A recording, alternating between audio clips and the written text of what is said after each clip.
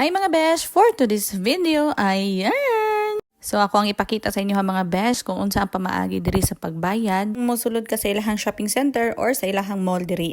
So kani nga tay mga besh nga mo ang gibayaran naami sa card only nga machine, pero naapoy mga machine dira mga besh nga naay card only and cash only. So dili uso ang bagger diri mga besh. Usually ang mga cashier mao na poy mobalot sa imuhang mga pinimalit.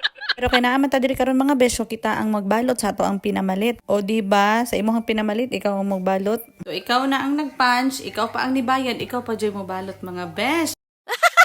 Bitaw oy may na lang po nakatry tag ingon ani nga feeling. Og syempre di na to kalimtan ang mag-shoutout mga besh. Bahalag di ta sikat basta kay libre ang shoutout diri nga side. Sa mga magpa-shoutout, comment down below. Og syempre dili na to kalimtan i-shoutout ang ako ang cousin nga si Karen Grace Corralde nga taga New Corelia. Out dira sa mga taga New York City. Og syempre kang Marjo Gumanoy nga naa sa Tagum City. Shoutout dira Brad. Og maura to, daghang salamat sa pagtanaw. God bless sa inyong tanan. Bye!